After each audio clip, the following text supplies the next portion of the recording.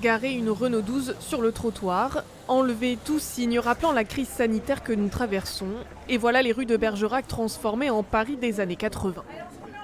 Faites silence s'il vous plaît. L'équipe du film Stella est amoureuse commence la partie périgourdine de son tournage. La suite d'un long métrage sorti en 2008. Et on retrouve Stella qu'on avait suivie dans son entrée en 6e et dans un peu un nouveau monde pour elle. Là, c'est la fin de son école, justement, elle va passer le bac et elle est amoureuse. Et c'est un peu, voilà, c'est une chronique de la vie des adolescents, mais plutôt dans les années 80.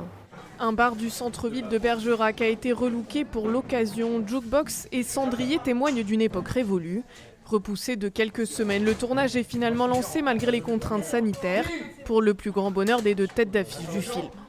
On a une chance inouïe dans le milieu du cinéma de pouvoir travailler, ce qui quand même, c'est-à-dire de faire notre passion. Donc là, vous nous prenez à un moment où on est ravis. Je peux regretter une convivialité qu'on n'a plus sur plateau, hors plateau, et qui est pas, c'est pas capricieux de dire ça. Les films, ils se font aussi à la table régie, ils se font aussi le soir, tout ça. Mais néanmoins, on doit se réjouir et se sentir très privilégié de ce qu'on peut encore s'échapper dans la fiction. Et moi, carrément, quand je pars tourner, c'est à ça que ça me sert, quoi.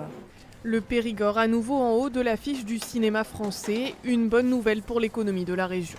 Ça permet de faire travailler des figurants, des techniciens, ça permet à toute la population qui, en ce moment, qui subit la situation sanitaire, ça leur permet d'avoir de l'hôtellerie, d'avoir de la restauration.